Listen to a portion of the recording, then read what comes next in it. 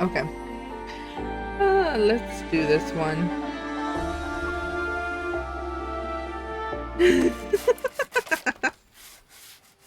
Midsummer's morning breeze slips through the window and enters the living room, lifting the strands of hair on Caleb's forehead.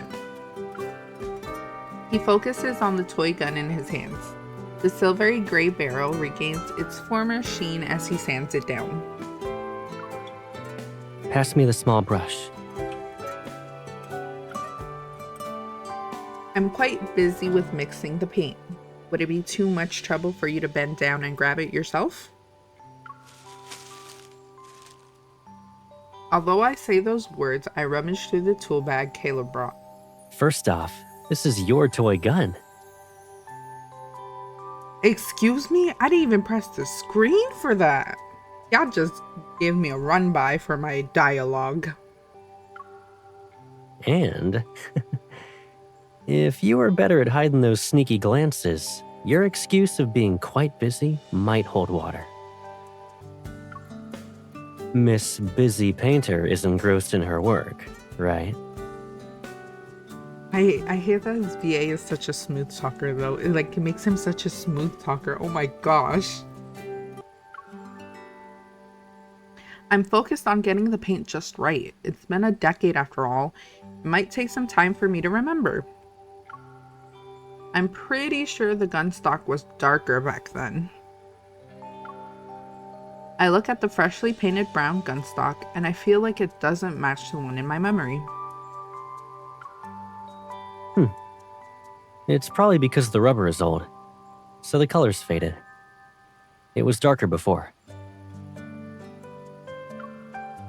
You always complained it wasn't bright enough as a kid. Why not give it a new color while we're at it? Red, green, or bright yellow? It'll be very eye-catching. Give me a pink blicky and I'll gladly whip it around. Seeing Caleb's teasing eyes, I pick up the brush and move it around the palette, pretending to ponder. Then I quickly dab on some red, feigning a surprise attack, yet playfully poke Caleb's cheek with the brush handle.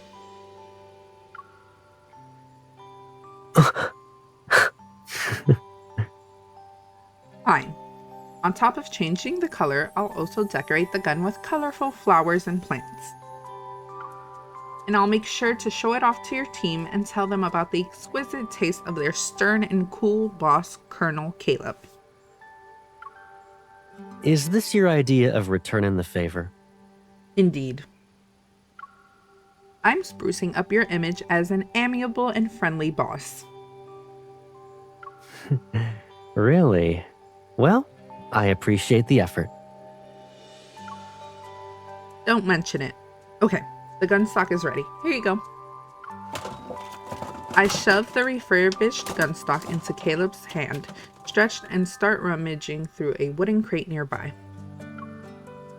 Find anything interesting this time? Dolls, models, cards, a flyer, and contract from an insurance program. It's focused on 10 years in the future. Parties to the contract, Barella and Caleb. As I gently touch the aged paper bearing our signatures, I notice Caleb skillfully assembling the gun parts out of the corner of my eye.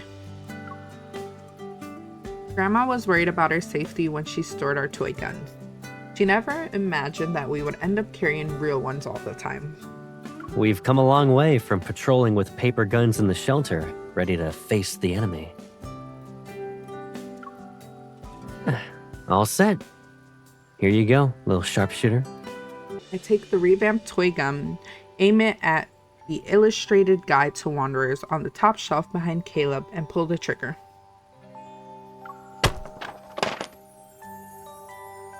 A rubber bullet whizzes through the air and knocks the book off the shelf, but the gun doesn't reload. Puzzled, I fiddled with the cylinder. Is it jammed? Sounds like it. Let me see. Caleb dismantles the gun and removes the cylinder. Beneath the casing is a crack hidden in intricate design. This kind of damage is irreversible. But there's a place that might help us.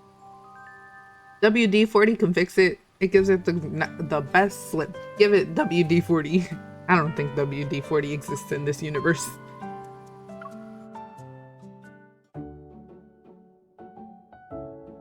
I follow Caleb into a vintage shop on the outskirts of the city.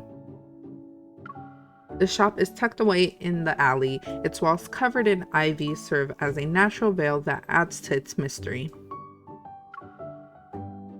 So this is what people mean by unassuming outside, magical inside? Oh, you've got a keen eye, miss. All the junk here has its own story to tell. Oh my gosh, I love shops like this.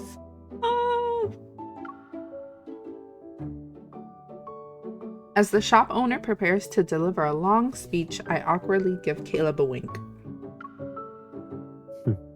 Sir, can you take a look at this cylinder? The shopkeeper confidently sets down his magnifying glass and retrieves a similar cylinder from the shelf behind him. This toy gun is very old. The original cylinder for it isn't easy to find anymore, but I've got another cylinder of a different material that matches in size and pattern. I'll fit it after some tweaking. It's your lucky day. Come through, viejito. I'll leave it in your capable hands then. While the shopkeeper works on the cylinder, I drag Caleb along to admire the shop's dazzling array of vintage parts and accessories. This revolver has an exquisite design, but it feels weird in my hand. It's not real, right? Yep, these are all props. The shopkeeper's a Western film buff. He got these from various movie sets. Wow, that's interesting. No wonder there's a sense of history here, and that vintage cowboy gun holster is rugged looking despite its intricate stitches. Huh. You're right. Out of the blue, I notice a proud twinkle in Caleb's eyes. It's as if the phrase "perfectly in sync" is written in his eyes. Why hasn't that holster found a new owner after so many years? Too pricey? It's made from the finest materials with handcrafted embroidery. Of course, it's not cheap. After so many years? Yep. I worked here for a whole summer once when I was in high school. If it's vintage, it's gonna be pricier. And if it's even older, even pricier. It's just gonna keep going up in price. I wanted to keep him for a while longer since he's so efficient, but he left as soon as he got enough cash. Damn. He said, alright, I got my bank account settled. Now I gotta go. Damn. It's been a decade. You've changed, kid. Took me a while to recognize you today. 10 years. Didn't Caleb give me the toy gun around that time? And it has a vintage design. Bingo! Right on the money. Why did you need to earn money from a place that's so far away? Grandma's allowance wasn't enough?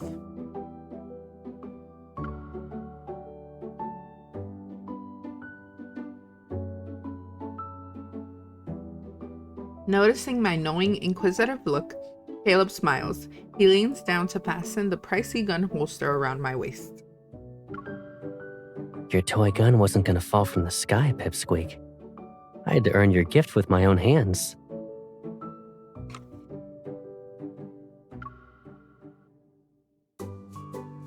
Wow.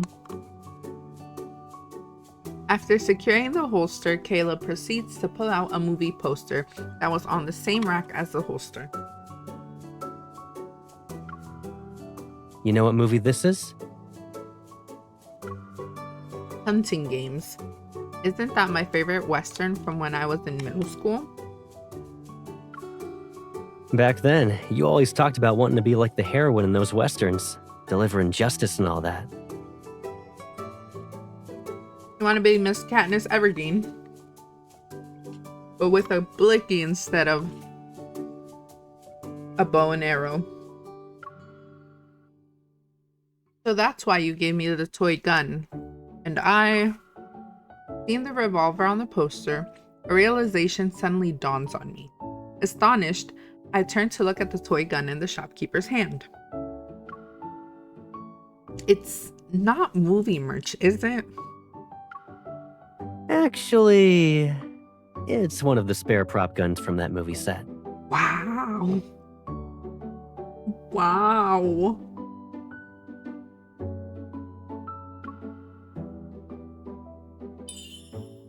The toy gun seems to glow brightly at that moment.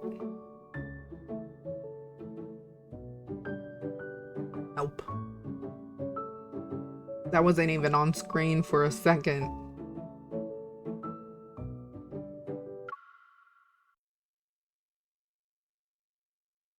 Why would they let that pass by so fast if it's such a cute moment? The toy gun seems to glow brightly at that moment. I excitedly pinch Caleb's cheek. Caleb, you know people are supposed to use their mouth to talk, right?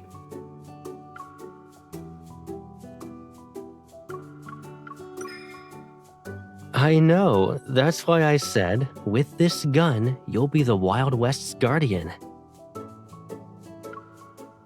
And you said, Caleb will be my knight who swears an oath to protect the guardian. You know how the shopkeeper exaggerates. Most of the stuff coming out of his mouth isn't even half true. I couldn't let you be misled. That's so cute. That's really cute. Kid, why drag me into your stories? This gun's the real deal. Anyway, it's fixed now. Come and take it. Thank you very much. Seeing Caleb's honest expression, I slowly relaxed my grip. Good thing I didn't say anything back then.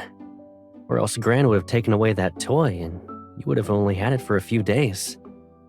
I can already imagine how much you would have cried. Yeah, because apparently MC was a big crybaby as a kid. I wouldn't have. Well, maybe a few tears would have been shed. Your toy gun is fixed. Ready to head out now? I nod and start to turn around, and then a vintage cowboy hat in the corner catches my eye. Its pattern and color perfectly match the holster on my waist. Hold on a sec.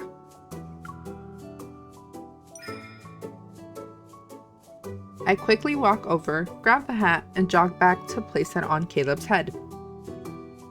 Is this how you return the favor? You bet. You got me a holster, and I got you a hat. But it's more than just a gift. I stand on my tiptoes and mimic Caleb's tone from earlier. I pulled down the brim of his hat. With this, you're the Guardian's Knight. Together, we'll uphold justice in this Wild West.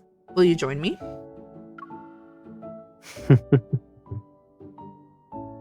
Softly chuckling, Caleb lowers his gaze, places his right hand on his left shoulder, and solemnly kneels to salute me. Wrong genre. The pleasure is all mine.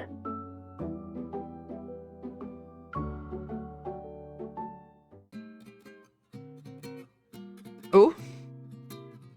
After fixing the toy gun for half a day, Caleb and I decide to test our shooting skills against each other.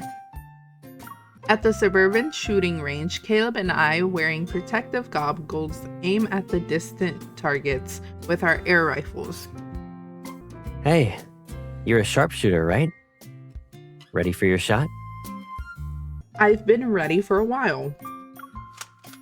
Our shots hit the bullseye almost simultaneously. At this rate, we might still be trying to outshoot each other by sundown. Decisive and skillful. You've improved so quickly. Looks like you've got your own shooting style now. You're not wrong. Let me tell you my first rule of shooting. Imagine the target as a wanderer, and you'll never miss. You sound quite confident.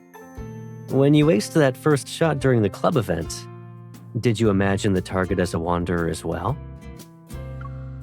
Caleb is referring to my first shot during his early college days. As soon as I heard their college shooting club was planning an event out on the shooting range, I immediately insisted on tagging along. Holding the air rifle, which felt real, I tried to appear calm as I took my shot. Well, actually, back then there was no time for imagination. Dealing with the recoil was hard enough. That first shot must have been beginner's luck. Every attempt after that probably exposed my inexperience. Your beginner's luck had Gideon and the others sneaking in extra practice for days. But it makes sense, after all.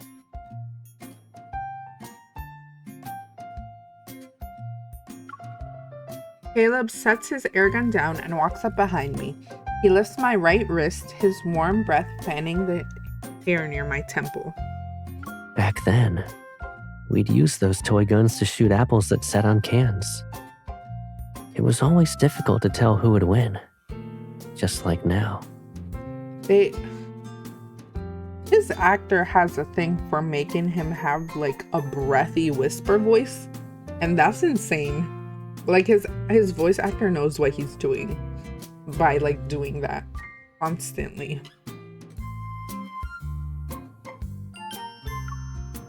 Someone who can't beat me definitely has their work cut out trying to outshoot you.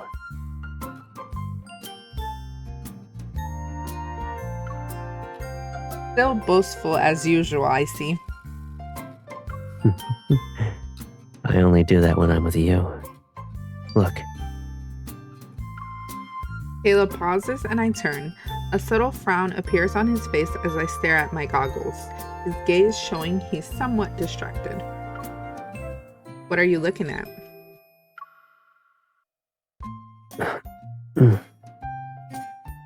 He shakes his head, plucks a leaf from my hair, and waves it before my eyes. It's been a long day. How about I buy some smoothies from the concession stand? Though, you might have to wait a bit. There's usually a lot of people. Once you return the gear, wait for me at the entrance. I should be back by then. Huh?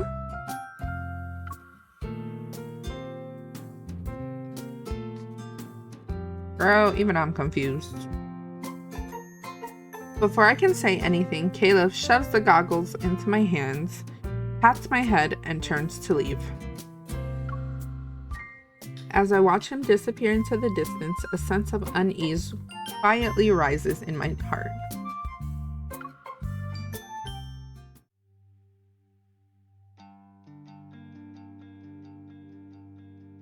A skinny man with dark circles under his eyes lurks behind the cabin at the shooting range. Nervous, he clutches a firearm. Suspicious, he has a hidden earpiece in his right ear as he looks at the concession stand in the distance. He should be buying smoothies at the stand. We'll be leaving soon. Looking for me? Ooh!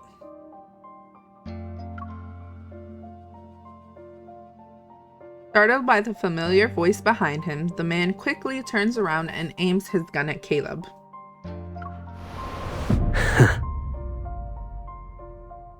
Caleb leans against the wall and dismissively flicks his fingers. Suddenly, the man's gun and earpiece fly out, hovering in mid-air. You!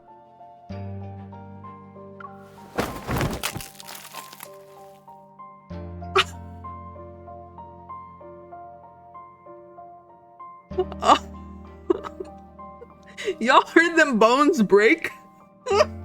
Holy sh**. That sounded gruesome in my ears. Uncontrollably, the man falls to his knees.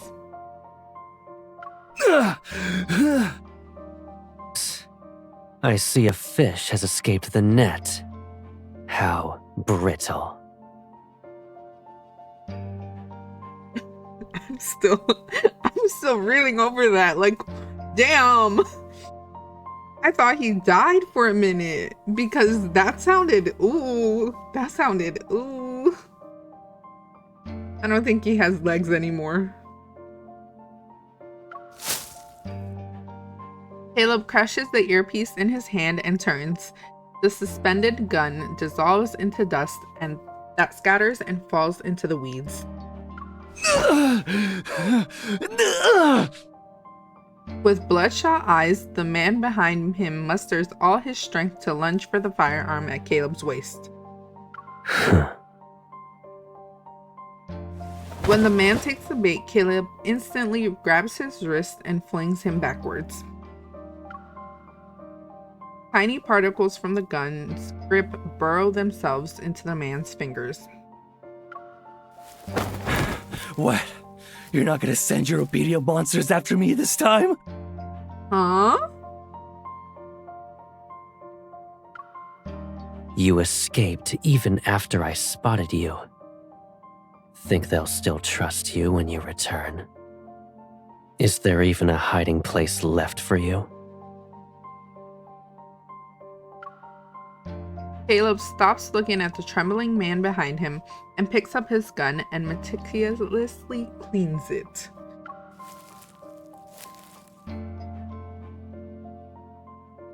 A few minutes later, a command pops up on the communication device of Liam, the Far Space Fleet's adjutant. The Far Space Fleet's adjutant. Target was sighted in Lincoln and is heading to the second base. Follow the signal and prepare for pursuit.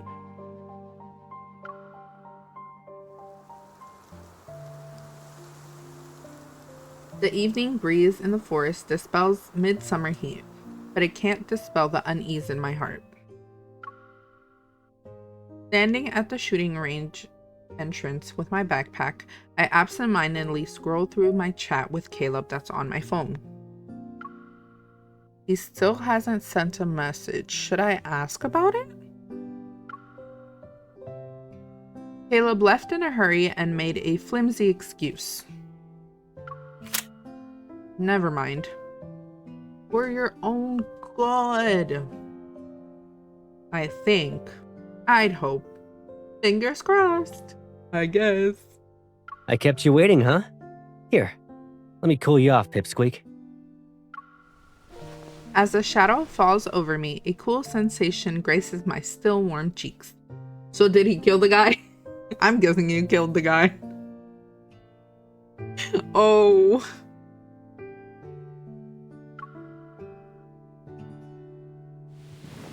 I look up to see Caleb, who offers me a slightly melted smoothie as he relieves me of my backpack. The sun's setting. Let's go home.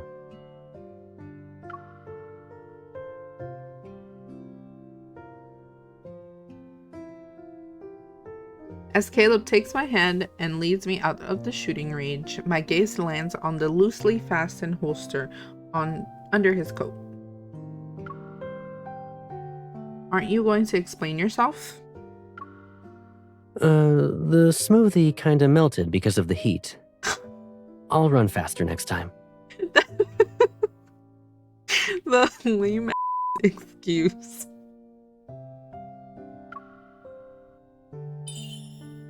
Caleb shows no signs of giving me a direct answer. I let go of his hand and grab a leaf from his head. Did you buy a smoothie when you were in the forest?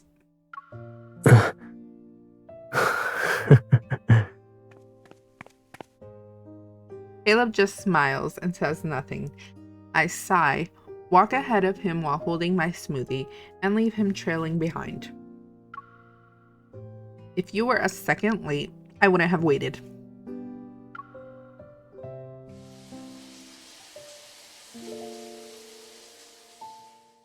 For sure. I don't think his bones would have recovered. Anyways, I probably would have preferred dying instead of having to deal with the pain of recovery after what we heard. Because, oh, that sounded... My knees are already in pain. I'm barely 25, just about to turn 26 in a couple weeks. I can barely handle my knee pain now. I know that was just brutal. It's evening when we return home.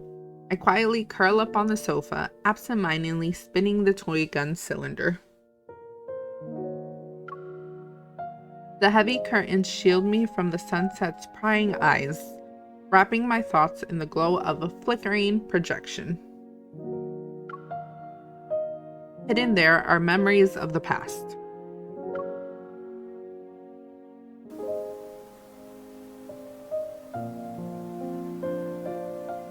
Steady your breathing. Align your gaze, the laser sight, and the target. They should all be at the same level. Now, feel the subtle sway of the muzzle. Steadily press the trigger with your index finger, applying even pressure.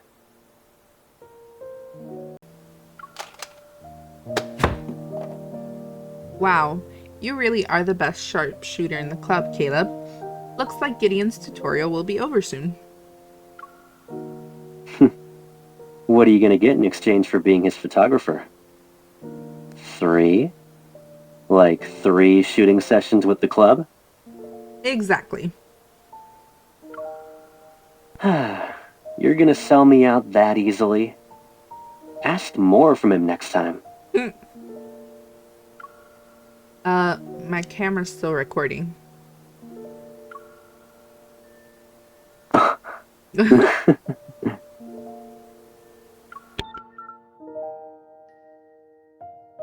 The frame freezes on Caleb's smiling face as I switch off the projector. Silence returns to the room. Back then, his presence was a comforting warmth, but now, even though he's right here, it feels like he could slip away at any moment. The shower has already been turned off, but there's no sound from Caleb. I set down the toy gun and head towards the bathroom. Confident, are we?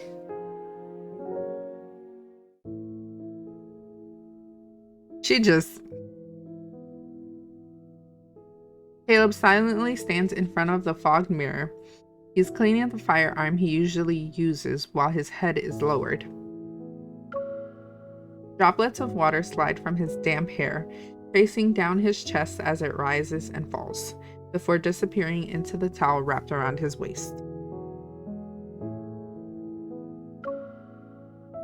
Hearing my approaching footsteps, Caleb quickly masks his solemn expression and looks up to meet my gaze in the mirror. I caught you lost in thought, Colonel. Are you sharing intel with your beloved gun? Maybe he senses what's on my mind. Caleb pretends to be serious as he looks at the gun in his hand. Hey, buddy. You're not allowed to deceive her. You hear? Caleb's response prompts me to raise an eyebrow when I look at the gun reflected in the mirror.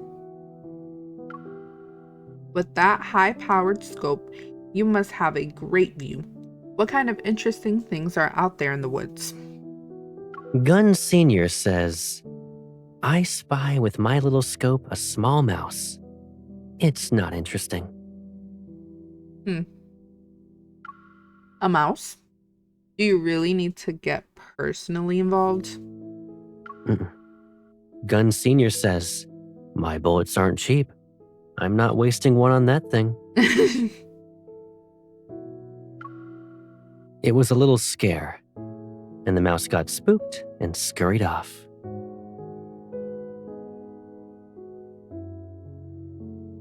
Are we sure about this, sir? Are we sure? So it's a mouse? What about next time? I know Caleb is trying to reassure me, but his explanation does nothing to soothe my unease. It's because my concerns have never been about a single unannounced departure. Bullets run out eventually, and guns are worn down with every shot. What if it breaks one day? Will you dismantle it and replace the worn parts? It'll be like what you did with the toy gun. A nervous tension seems to pluck at the invisible strings in the air. I shift my gaze to meet Caleb's eyes in the mirror.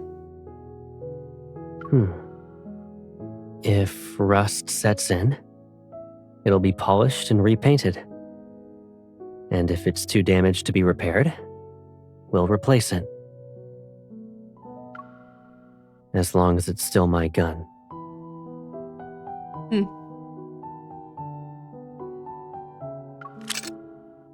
The dangerous-looking gun obediently spins in Caleb's hands as he ejects the magazine and flexes his fingers. A bullet drifts out of the magazine and lands in my hand gently. The cold brass casing, bathed in the setting sun's fading light, briefly takes on a deceptively warm glow. If you're worried about running out of bullets, keep one hidden deep within a pocket, or hold it tightly in your hand. They're not the same.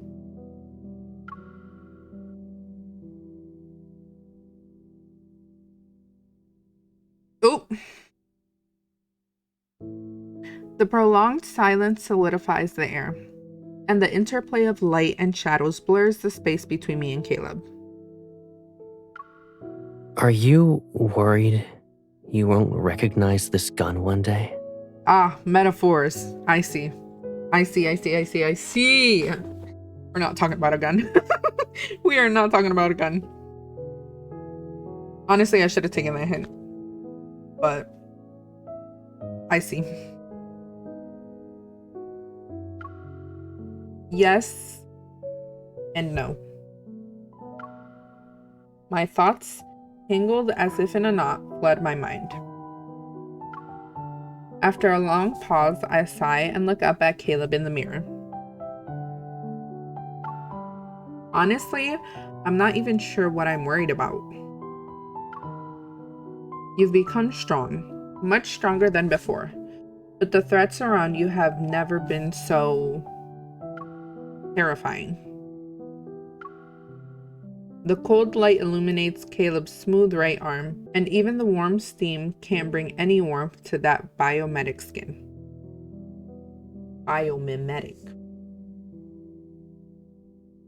Only with strength can we confront these terrifying threats.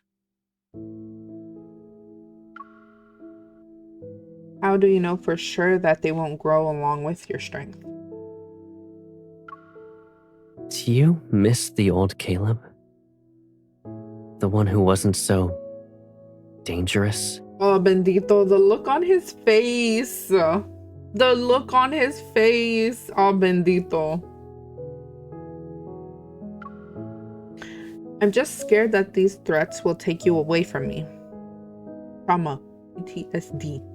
Or maybe it's because you'll drift further away as you become too strong. My voice trails off.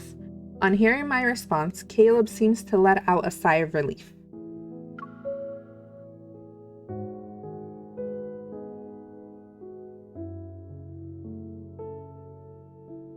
He walks over to me, takes my hand from the doorframe, and gently caresses it. Whatever you're worried about, I only hear one thing. I don't want to be apart from Caleb. Aw. At least he got the message. Caleb leans down to look into my eyes. Look at me. Sir. Sir! When you're feeling uneasy, you have two options. Either you run to me, or grab onto me. Wow. Our hands are clasped tightly, despite the bullet pressing painfully into them. neither of us wants to let go. Can we acknowledge the fact that this man is naked as we're doing this?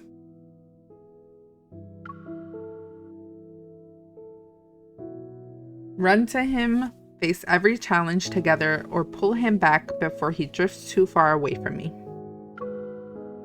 Once I grab onto you, you won't disappear again. I won't. As the steam clears, there's still some distance between Caleb and me in front of the mirror, but in its reflection, he's already holding me close. Perhaps he already gave me the answer I wanted when he offered those choices. No matter how far apart we are at the moment, or how different his path is from mine, no matter how much of his former self remains, the Caleb in the mirror knows he hasn't strayed too far. I've never forgotten why I picked up a gun in the first place.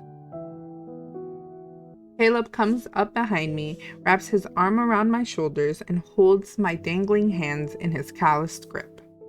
In the mirror, that familiar gaze blurs the boundaries of time for a transient moment. In the corner of the shelter, a young Caleb stands before me, holding a soaked paper gun. I won't lose. I have someone I must protect. Aww. Oh, that's so cute. The sun's reflection slowly sinks below the horizon and casts its final rays on the bookshelf in the corner. There lies 2 paper guns huddled together. Oh, that was so cute. A little. I had to clutch my pearls for a second, but that was cute at the end.